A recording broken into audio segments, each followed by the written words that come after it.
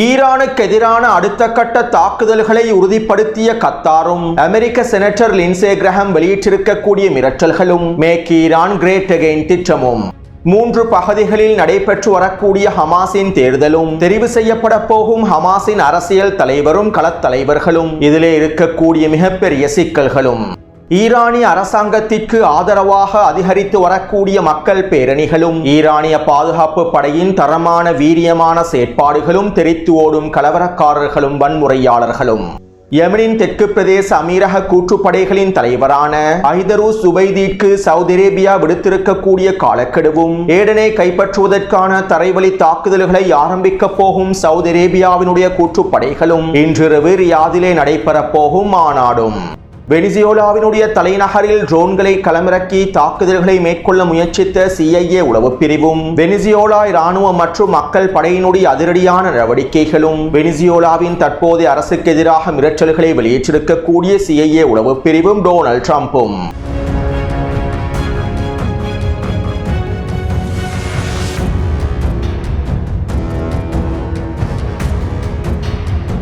காசா தொடர்பான ஊடகவியலாளர்களுடைய கேள்விகளுக்கு நெட்டன்யாஹூ இவ்வாறு பதில் வழங்கினார். காசாவிலே எங்களுடைய இலக்குகளை நாங்கள் படிப்படியாக அடைந்து வருகின்றோம். டொனால்ட் ட்ரம்பினுடைய திட்டத்தின் மூலமாக நாங்கள் எதிர்பார்த்த அதிகளவான விடயங்களை தற்போது நாங்கள் காசாவிலே அடைந்து கொண்டுள்ளோம். காசாவிலே இருக்கக்கூடிய அச்சுறுத்தல்களை முழுமையாக முடிவுக்கு கொண்டு வருவதே எங்களுடைய மிக முக்கியமான இலக்காகும். இஸ்ரேலினுடைய எதிர்காலத்திற்கு காசா எந்த விதத்திலும் இதற்கு பிறகு தடையாக இருக்கக்கூடாது. மேலும் இதனை உறுதிப்படுத்துவதற்காகவே நாங்கள் அனைத்து விதமான வேலை திட்டங்களையும் மும்முரமாக மேற்கொண்டு வருகின்றோம். ஜனாதிபதி டொனால்ட் ட்ரம்பினுடைய 20 அம்ச திட்டங்களையும் காசாவில் நடைமுறைப்படுத்துவதற்கான முழுமையான உறுதிப்பாட்டையும் நாங்கள் வழங்கியுள்ளோம். அதே நேரம் ஜனாதிபதி டொனால்ட் ட்ரம்பினுடைய 20 அம்ச திட்டங்களையும் டொனால்ட் ட்ரம்பினுடைய காசா ஒப்பந்தத்தையும் ஹமாஸினுடைய தலைவர்கள் பிழையாக புரிந்து கொண்டுள்ளார்கள். காசாவிலே தொடர்ச்சியாக இருந்து கொண்டு காசாவை புனரமைக்க முடியும் என்றும் டொனால்ட் ட்ரம்பின் திட்டங்களை நடைமுறைப்படுத்த முடியும் என்றும் ஹமாஸினுடைய தலைவர்கள் எண்ணிக்கொண்டிருக்கின்றார்கள்.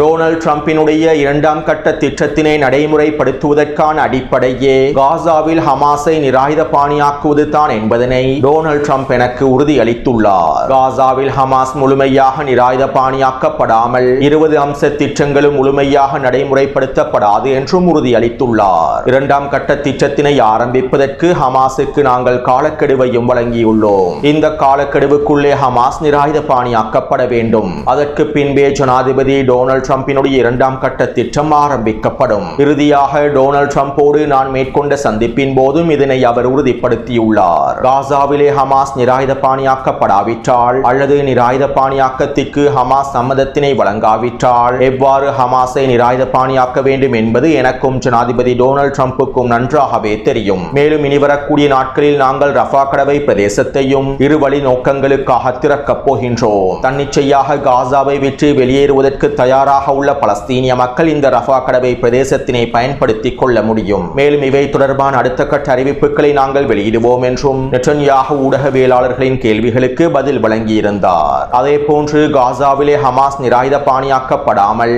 டொனால்ட் ட்ரம்பின் 2ஆம் கட்ட திட்டம் நடைமுறைப்படுத்தப்படாது என்றும் ஹமாஸ் நிராயுதபாணியாக்கப்படாமல் மஞ்சள் எல்லை பிரதேசங்களில் இருந்து நாங்கள் முழுமையாக வெளியேறப் போவதில்லை என்றும் நாங்கள் தற்போது மஞ்சள் எல்லை பிரதேசங்களை முழுமையாக தரைமட்டமாக்கி காசாவின் அடுத்த கட்ட புனரமைப்புக்கு தயார்படுத்தி வருகின்றோம் என்றும் எங்களுடைய இந்த விரிவாக்கம் காசாவிலே தொடரும் என்றும் இஸ்ரேலிய ஆக்கிரமிப்பின் பாதுகாப்பு அமைச்சரும் இராணுவ தலைமை அதிகாரி எல் ஜமீரும் கருத்துக்களை வெளியிட்டுள்ளார்கள்.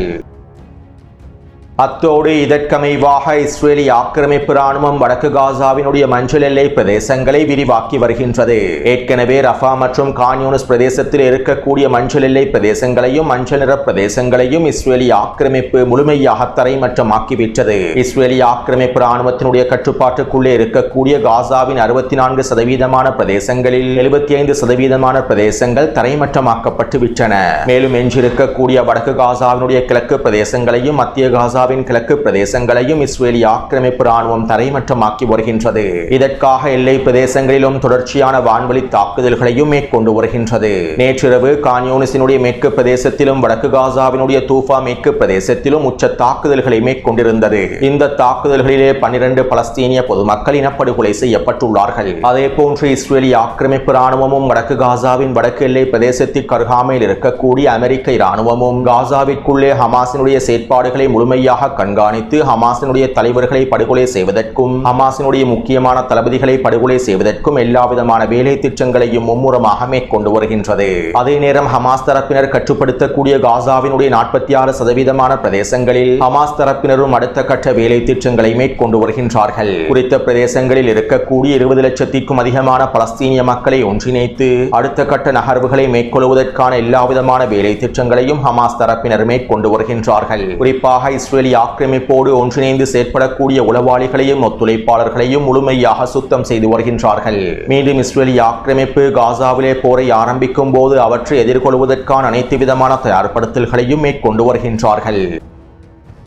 அடுத்து ஹமாஸ் அதனுடைய நிர்வாக தேர்தல்களை நடத்தி வருகின்றது. வழமையாக ஹமாஸ் தரப்பினர் 4 பிரதேசங்களில் அவர்களுடைய தேர்தல்களை நடத்துவார்கள். அதாவது காசாவிலும் வெஸ்ட் பேங்க் பிரதேசத்திலும் இஸ்ரேலிய ஆக்கிரமிப்பு சிறைச்சாலையிலும் புலம்பெயர்ந்தோருக்கு மத்தியிலும் ஹமாஸ் தேர்தலை நடத்தும். இந்த தேர்தலின் மூலமாக ஹமாஸினுடைய அரசியல் தலைவர் தெரிவு செய்யப்படுவார். அதே போன்று காசாவுக்கான ஹமாஸினுடைய தலைவரும் வெஸ்ட் பேங்க் பிரதேசத்திற்கான ஹமாஸினுடைய தலைவரும் இஸ்ரேலிய ஆக்கிரமிப்பு சிறைச்சாலையில் இருக்கக்கூடிய பலஸ்தீனிய கைதிகளுக்கு தலைவரும் தெரிவு செய்யப்படுவார். இவ்வாறு காசாவிலே தெரிவு செய்யப்படும் ஹமாஸினுடைய தலைவர் காசாவிலேயே செயற்படுவார். வெஸ்ட் பேங்க் பிரதேசத்தினுடைய களத்தில் தெரிவு செய்யப்படும் ஹமாஸினுடைய தலைவர் வெஸ்ட் பேங்க் பிரதேசத்தில் செயற்படுவார். இஸ்ரேலிய ஆக்கிரமிப்பு சிறைச்சாலையில் தெரிவு செய்யப்படக்கூடிய ஹமாஸினுடைய தலைவர் இஸ்ரேலிய ஆக்கிரமிப்பு சிறைச்சாலைக்குள்ளேயே செயற்படுவார். மேலும் ரகசியமாகவே ஹமாஸ் இஸ்ரேலிய ஆக்கிரமிப்பு சிறைச்சாலையில் அதனுடைய தேர்தலையும் நடத்தும். இஸ்ரேலிய ஆக்கிரமிப்பு சிறைச்சாலையில் இருக்கக்கூடிய ஹமாஸின் மூத்த உறுப்பினர்களில் ஒருவரை தலைவராக தெரிவு செய்வதற்கான வேலை திட்டங்களையே ஹமாஸ் மேற்கொள்ளும். இருப்பினும் இந்த தடவை ஹமாஸ் தரப்பினர் இஸ்ரேலிய ஆக்கிரமிப்பு சிறைச்சாலைகளில் தேர்தலை நடத்தவில்லை. காசா, வெஸ்ட் பேங்க் மற்றும் புலம்பெயர்ந்தோர் இருக்கும் இடத்தில் மாத்திரமே ஹமாஸ் இந்த தேர்தலை நடத்துகின்றது. எனவே இதற்கமைவாக இன்றைய தினத்திலிருந்து ஹமாஸ் இந்த தேர்தல்களை ஆரம்பித்திருப்பதாகவே தகவல்கள் வெளியாகியுள்ளன. அத்தோடு காசாவுக்கான ஹமாஸினுடைய தலைவரை தெரிவு செய்வதிலும் வெஸ்ட் பேங்க் பிரதேசத்திற்கான ஹமாஸின் தலைவரை தெரிவு செய்வதிலும் எந்தவிதமான பிரச்சனையும் காணப்படுவதில்லை. ஆனால் ஹமாஸினுடைய அரசியல் தலைவரை தெரிவு செய்வதிலேயே சிக்கல்கள் இருக்கின்றன. அதாவது கத்தாரில் இருக்கக்கூடிய ஹமாஸின் மூத்த அரசியல் தலைவர்களில் ஒருவரையே தற்போது புதிய அரசியல் தலைவராக தெரிவு செய்ய போகின்றார்கள். ஹமாஸினுடைய அரசியல் செயற்பாட்டு நிர்வாக பிரிவு கத்தாரில் இருப்பதனால் அரசியல் தலைவர் கத்தாரிலேயே தெரிவு செய்யப்படுவார். அத்தோடு தற்போதைய தலைவர் போட்டிக்கு கலீல் ஹையா அவர்களும் காலித் மிஷலுமே கலந்து கொள்ள போகின்றார்கள். இன்னும் ஒரு சில தலைவர்கள் குறித்த தலைவர் போட்டியில் கலந்து கொண்டாலும் மிக முக்கியமாக கலீல் ஹையா அவர்களும் காலித் மிஷல் அவர்களுமே அடையாளப்படுத்தப்பட்டுள்ளார்கள். எனவே அரசியல் தலைவரை தெரிவு செய்வதில் இருக்கக்கூடிய மிக முக்கியமான பிரச்சனையே காலித் மிஷல் தான். டொனால்ட் ட்ரம்பினுடைய இந்த ஒப்பந்தத்திற்கு ஹமாஸை சம்மதிக்க வைப்பதற்கான அனைத்து விதமான காய் நகர்த்தல்களையும் அழுத்தங்களையும் வேலை திட்டங்களையும் காலித் மிஷல் அவர்களே மேற்கொண்டிருந்தார். ஹமாஸினுடைய தலைவர்களில் ஒருவரான காலித் மிஷல் எப்போதும் கத்தார் மற்றும் துருக்கியினுடைய ஆதரவாளராகவே செயற்படுகின்றார். மேலும் அடிமைகளான துருக்கியும் கத்தாரும் காலித் மிஷலை வைத்தே டொனால்ட் ட்ரம்பினுடைய ஒப்பந்தத்திற்கு ஹமாஸை சம்மதிக்க வைத்தது. நாங்கள் பேச்சுவார்த்தைகள் மூலமாக காசாவிலே நிரந்தர யுத்த நிறுத்தத்தினை ஏற்படுத்த முடியும். காசாவில் நிரந்தர யுத்த நிறுத்தத்தினை ஏற்படுத்துவதற்கு அர்துகான் உறுதுணையாக இருப்பார். அர்துகானை பயன்படுத்தி டொனால்ட் ட்ரம்போடு உறுதியான ஒப்பந்தங்களை மேற்கொள்ள முடியும். இதனால் நாங்கள் டொனால்ட் ட்ரம்பினுடைய ஒப்பந்தத்திற்கு முழுமையான சம்மதத்தினை வழங்கி காசாவிலே நிரந்தர யுத்த நிறுத்தத்தினை ஏற்படுத்துவோம் என காலித் மிஷல் அவர்களே ஹமாஸினுடைய தலைவர்களுக்கு உச்சழுத்தங்களை வழங்கி காய் நகர்த்தல்களையும் மேற்கொண்டிருந்தார். டொனால்ட் ட்ரம்பினுடைய ஒப்பந்தத்திற்கு ஹமாஸ் தரப்பினர் சம்மதத்தினை வழங்குவதற்கு முன்பு காலித் மிஷல் மேற்கொண்டிருந்த வேலை திட்டங்கள் தொடர்பாகவும் காய் நகர்த்தல்கள் தொடர்பாகவும் அவருக்கு பின்னால் இருக்கக்கூடிய சிக்கல்கள் தொடர்பாகவும் நான் காணொளிகளில் தெளிவாக குறிப்பிட்டிருந்தேன். சுருக்கமாக குறிப்பிடுவதாக இருந்தால் கத்தாரும் துருக்கியும் காலித் மிஷலை பயன்படுத்தியே ஹமாஸினுடைய முதுகில் குத்தியது. டொனால்ட் ட்ரம்பினுடைய ஒப்பந்தத்திற்கு ஹமாஸை சம்மதிக்க வைத்தது. இன்னும் தெளிவாகவும் நேரடியாகவும் குறிப்பிடுவதாக இருந்தால் துருக்கி மற்றும் கத்தாரிய தலைமைகளோடு ஒன்றிணைந்து செயற்படக்கூடிய முஸ்லிம் பிரதர்ஹுட் அமைப்பே காலித் மிஷலை பயன்படுத்தி ஹமாஸினுடைய ஏனைய தலைவர்களுக்கு உச்சழுத்தங்களை வழங்கி டொனால்ட் ட்ரம்பினுடைய ஒப்பந்தத்திற்கு சம்மதிக்க வைத்தது. இதன்போது அர்துகான் முஸ்லிம் பிரதர்ஹுடினுடைய தலைவர் தலைவராகவும் பிரதி தலைவராக கத்தாரிய தலைவருமே செயற்பட்டிருந்தார்கள். இவை தொடர்பாக முன்னைய காணொளிகளில் நான் தெளிவாக குறிப்பிட்டுள்ளேன். அத்தோடு 2016ஆம் ஆண்டு காலித் மிஷல் ஹமாஸினுடைய தலைவர் பதவியிலிருந்து நீக்கப்பட்டதற்கு பின்பு இஸ்மாயில் ஹனியா அவர்களும் யஹ்யா சின்வர் அவர்களுமே ஹமாஸை வழிநடத்தினார்கள். மேலும் இஸ்மாயில் ஹனியா அவர்கள் படுகொலை செய்யப்பட்டதற்கு பின்பு ஹமாஸினுடைய தலைவர் பதவிக்கு காலித் மிஷலை அமர்த்துவதற்காக துருக்கியும் கத்தாரும் முயற்சி செய்தது. மேலும் இதனை யஹ்யா சின்வர் அவர்களும் காசாவில் இருக்கக்கூடிய ஹமாஸினுடைய தலைவர்களும் அனுமதிக்கவில்லை. ஹமாஸினுடைய தலைவராக காலித் மிஷல் தெரிவு செய்யப்படக்கூடாது என்பதில் யஹ்யா சின்வர் அவர்கள் தெளிவாகவே இருந்தார். இதைத் தொடர்ந்து கத்தாரில் இருக்கக்கூடிய ஹமாஸின் ஷூரா சபையானது யஹ்யா சின்வரை தலைவராக தெரிவு செய்தது. காசாவில் இருக்கக்கூடிய அதிகளவான ஹமாஸின் தலைவர்களும் தளபதிகளும் காலித் மிஷலை தெரிவு செய்வதனை விரும்பவில்லை. அத்தோடு யஹ்யா சின்வர் அவர்கள் படுகொலை செய்யப்பட்டதற்கு பின்பு ஹமாஸினுடைய செயற்பாட்டு தலைவராக கலீல் ஹையா அவர்களே தெரிவு செய்யப்பட்டார். ஹமாஸினுடைய ஷூரா சபையானது அனைத்து பொறுப்புகளையும் கலீல் ஹையா அவர்களிடம் ஒப்படைத்தது. பேச்சுவார்த்தை குழுவுக்கும் அவர் தான் தலைமை தாங்கினார். மேலும் கலீல் ஹையா அவர்களுடைய தலைமைக்கு கீழாலேயே அனைத்து எதிர்ப்பச்சுக்களோடும் ஈரானோடும் பேச்சுவார்த்தைகள் மேற்கொள்ளப்பட்டிருந்தன. இப்படியான நிலைமையில் தான் இஸ்ரேலிய ஆக்கிரமிப்பு கலீல் ஹையா அவர்களை படுகொலை செய்வதற்கு கத்தாரிலும் தாக்குதல்களை மேற்கொண்டிருந்தது. இந்த தாக்குதல்களிலே கலீல் ஹையா அவர்களும் ஹமாஸினுடைய ஏனைய தலைவர்களும் உயிர் தப்பினார்கள். மேலும் இந்த தாக்குதலிலே கலீல் ஹையா அவர்கள் படுகொலை செய்யப்பட்டிருந்தால் ஹமாஸினுடைய அரசியல் தலைவராக காலித் மிஷலே தெரிவு செய்யப்பட்டிருப்பார். மேலும் இது கத்தாருக்கும் துருக்கிக்கும் சாதகமானதாகவும் அமைந்திருக்கும். எனவே இப்படியான நிலைமையில் தான் தற்போது ஹமாஸினுடைய புதிய அரசியல் தலைவராக காலித் மிஷலே தெரிவு செய்யப்பட வேண்டும் என கத்தாரும் துருக்கியும் அடுத்த கட்ட காய் நகர்த்தல்களையும் மேற்கொண்டு வருகின்றது. இதற்காக ஹமாஸினுடைய ஷூரா சபைக்கும் உச்சக்கட்ட அழுத்தங்களையும் வழங்கி வருகின்றன. காலித் மிஷலை ஹமாஸினுடைய அடுத்த தலைவராக தெரிவு செய்யாவிட்டால், அரசியல் தலைவராக தெரிவு செய்யாவிட்டால் கத்தாரிலிருந்து ஹமாஸை முழுமையாக வெளியேற்றுவோம் என்கின்ற மிரட்டல்களையும் கத்தாரிய தலைமைகள் ஹமாஸினுடைய ஷூரா சபைக்கு வழங்கி வருகின்றார்கள். அத்தோடு இந்த தகவல்களை நீங்கள் அல் ஜசீரா ஊடகத்தில் ஒரு பொழுதும் எதிர்பார்க்க வேண்டாம். காசாவின் களத்தில் இருக்கக்கூடிய ஊடகவியலாளர்கள் மூலமாகவும் கத்தாரில் இருக்கக்கூடிய பலஸ்தீனிய ஊடகவியலாளர்கள் மூலமாகவுமே இந்த தகவல்கள் வெளிப்படுத்தப்படுகின்றன. அடிமை கத்தாருக்கும் அடிமை துருக்கிக்கும் எதிராக அல் ஜசீரா ஊடகம் ஒரு பொழுதும் செய்திகளை வெளியிடாது. மேலும் காலித் மிஷலை வைத்து இவர்கள் மேற்கொண்டு வரக்கூடிய காய் நகர்த்தல்களையும் அல் ஜசீரா ஊடகம் ஒரு பொழுதும் வெளியிடாது. எனவே தற்போது ஹமாஸின் நிர்வாகத்தில் தேர்தல்கள் நடைபெற்று வருகின்றன. பெரும்பாலும் இந்த வார இறுதியில் அல்லது அடுத்த வாரத்திற்குள் ஹமாஸினுடைய புதிய அரசியல் தலைவர் அறிவிக்கப்படுவார் என தெரிவிக்கப்படுகின்றது. எனவே நாங்கள் பொறுத்திருந்து பார்ப்போம்.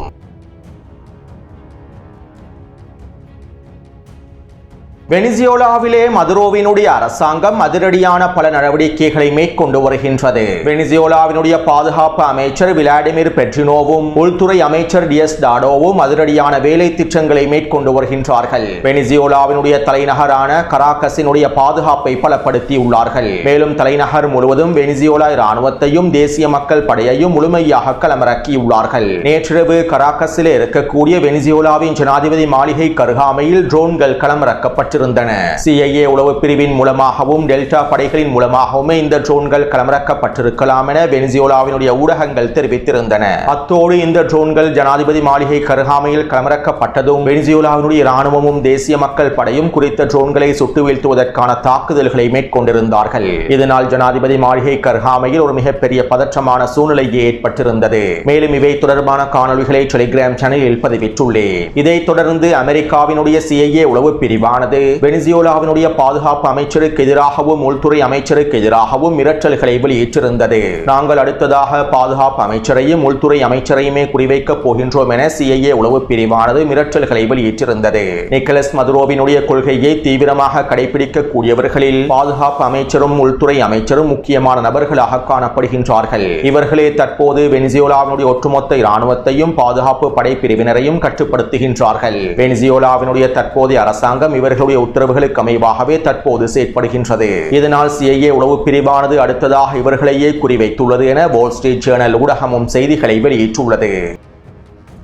அத்தோடு வெனிசுவேலாவினுடைய இராணுவ தலைமை அதிகாரி இவ்வாறு தெரிவித்தார். நாங்கள் அமெரிக்காவினுடைய இரண்டாம் கட்ட தாக்குதல்களுக்கு தயாராகி வருகின்றோம். அமெரிக்காவினுடைய இரண்டாம் கட்ட தாக்குதல்களை முறியடிப்பதற்கும் எங்களுடைய நாட்டின் இறையாண்மையை பாதுகாப்பதற்கும் அனைத்து விதமான வேலை திட்டங்களையும் மும்முரமாக மேற்கொண்டு வருகின்றோம். எங்களுடைய இராணுவம் முழுமையாக களமிறக்கப்பட்டுள்ளது. தேசிய மக்கள் படை முழுமையாக களமிறக்கப்பட்டுள்ளது. நாங்கள் அமெரிக்க இராணுவத்தினை வெனிசுவேலாவினுடைய களத்தில் தோற்கடிப்போம் என வெனிசுவேலாவினுடைய அமெரிக்க இராணுவ தலைமை அதிகாரி தெரிவித்துள்ளார். இப்படியான இவ்வாறான நிலைமையில் டொனால்ட் ட்ரம்ப் வெனிசுவேலாவினுடைய இடைக்கால ஜனாதிபதியாக தெரிவு செய்யப்பட்டிருக்கக்கூடிய டெல்சி ரொட்ரிகஸுக்கு எதிராகவும் மிரட்டல்களை வெளியிட்டுள்ளார். தற்போது வெனிசுவேலாவினுடைய இடைக்கால ஜனாதிபதி அமெரிக்காவினுடைய கோரிக்கைகளுக்கு இணங்க வேண்டும், எங்களுடைய நிபந்தனைகளை அவர் ஏற்றுக்கொள்ள வேண்டும், அவர் சரியானதை செய்யாவிட்டால் அவர் மிகப்பெரிய விலையை கொடுக்க வேண்டி ஏற்படும், அநேகமாக நிக்கலஸ் மதுரோவை விட மிகவும் கொடூரமான விடயங்களையே அவர் அனுபவிப்பார், இதனால் அவர்கள் அவசரமாக சாதகமான முடிவுகளை எடுக்க வேண்டும் என வெனிசுவேலாவினுடைய தற்போதைய ஜனாதிபதிக்கு எதிராக மிரட்டல்களை வெளியிட்டுள்ளார். சுருக்கமாக குறிப்பிடுவதாக இருந்தால், அமெரிக்காவின் நிபந்தனைகளை ஏற்றுக்கொள்ளாவிட்டால் நாங்கள் இடைக்கால ஜனாதிபதி டெல்சி ரொட்ரிகஸை படுகொலை செய்வோம் என்றே டொனால்ட் ட்ரம்ப் மிரட்டல்களை வெளியிட்டுள்ளார். எனவே தற்போது அமெரிக்கா டெல்சி ரொட்ரிகஸுக்கு எதிராகவும் வெனிசுவேலாவின் பாதுகாப்பு அமைச்சர் மற்றும் உள்துறை அமைச்சருக்கு எதிராகவும் அடுத்த கட்ட நடவடிக்கைகளை மேற்கொண்டு வருகின்றது.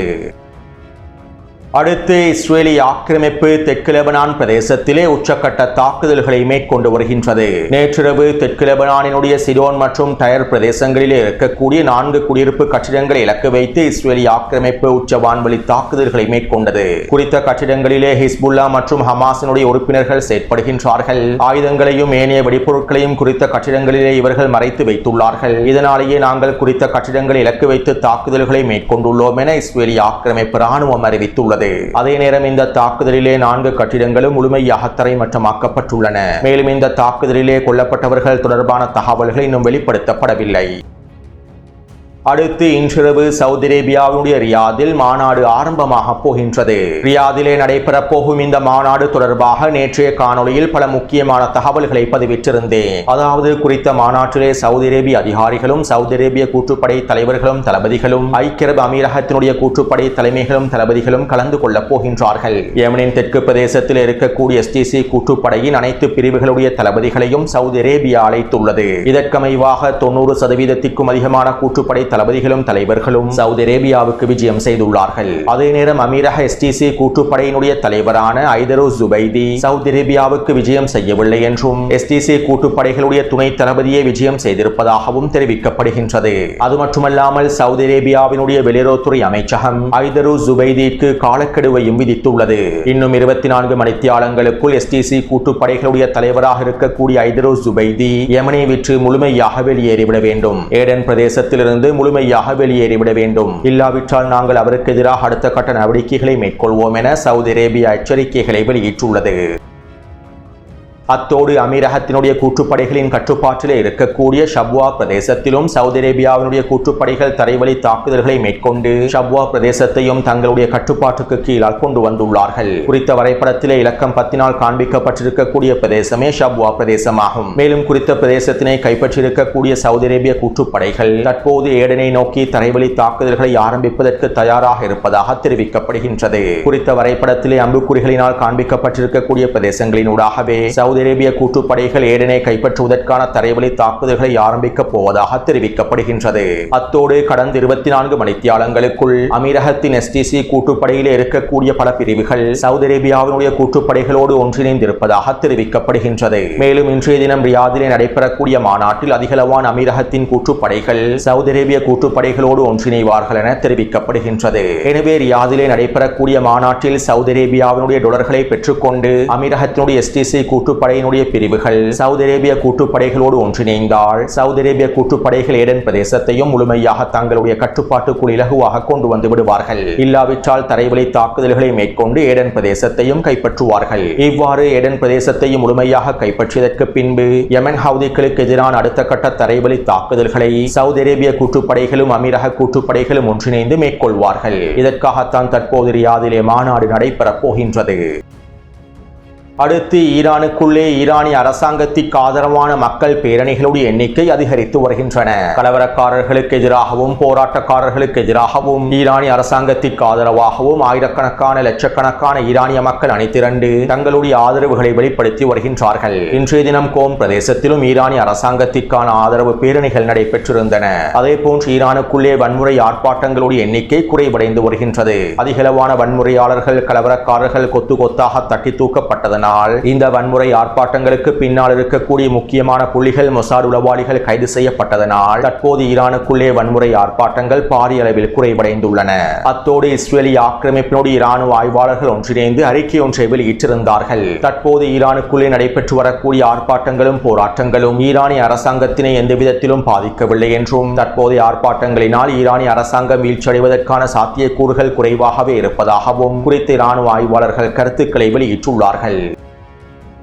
அத்தோடு ஈரானுக்கு எதிரான தாக்குதல்களை மேற்கொள்வதற்கு நாங்கள் விரும்பவில்லை என்றும் ஈரானோடு அடுத்த கட்ட போரை ஆரம்பிப்பதற்கு விரும்பவில்லை என்றும் நெட்டன்யாஹூ ரஷ்ய அதிபர் புட்டினிடம் தெரிவித்திருப்பதாகவும் அமெரிக்க மற்றும் இஸ்ரேலிய ஆக்கிரமிப்பு ஊடகங்கள் செய்திகளை வெளியிட்டு வருகின்றன. உண்மையில் இந்த செய்திகள் அனைத்தும் திட்டமிடப்பட்ட போலி செய்திகளாகும். உளவியல் போரினுடைய ஒரு பகுதியாகவே இஸ்ரேலிய ஆக்கிரமிப்பு மற்றும் அமெரிக்க ஊடகங்கள் இவ்வாறான பிரச்சாரங்களை மேற்கொண்டிருந்தன. அடுத்து இன்று காலை கத்தாரினுடைய வெளியுறவுத்துறை அமைச்சகம் அறிக்கை ஒன்றை வெளியிட்டது. ஈரானுக்கும் அமெரிக்காவுக்கும் இடையிலான மோதலை தடுத்து நிறுத்துவதற்காக நாங்கள் அனைத்து விதமான வேலை திட்டங்களையும் முன்னெடுத்து வருகின்றோம். மேலும் ஈரானுக்கும் அமெரிக்காவுக்கும் இடையிலே பேச்சுவார்த்தைகளை மேற்கொள்வதற்கும் மோதலை முடிவுக்கு கொண்டு வருவதற்கும் இராஜதந்திரத்தினை திறப்பதற்கும் நாங்கள் தயாராகவே இருக்கின்றோம். ஈரானுக்கும் அமெரிக்காவுக்கும் இடையிலான மோதலை தடுப்பதன் மூலமாகவே பிராந்தியத்தில் அமைதியை ஏற்படுத்த முடியும் என கத்தாரினுடைய வெளியுறவுத்துறை அமைச்சகம் தெரிவித்துள்ளது.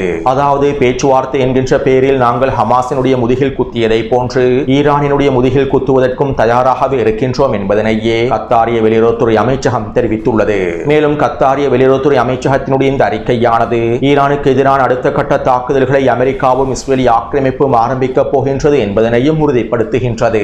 அத்தோடு அமெரிக்க ஆயுத உற்பத்தி நிறுவனங்களோடு நெருங்கிய தொடர்புகளை வைத்திருக்கக்கூடிய அமெரிக்க ஆயுத உற்பத்தி நிறுவனங்களுடைய மிக முக்கியமான புள்ளியாக காணப்படக்கூடிய அமெரிக்க செனட்டர் லின்சே கிரஹாம் டொனால்ட் ட்ரம்பை சந்தித்த வேளையில் ஊடகங்களிடம் இவ்வாறு தெரிவித்தார். ஈரான் தற்போது வெளிப்படையான கிளர்ச்சியில் உள்ளது. ஈரானிய மக்கள் அதனுடைய அரசாங்கத்தையே விரும்பவில்லை.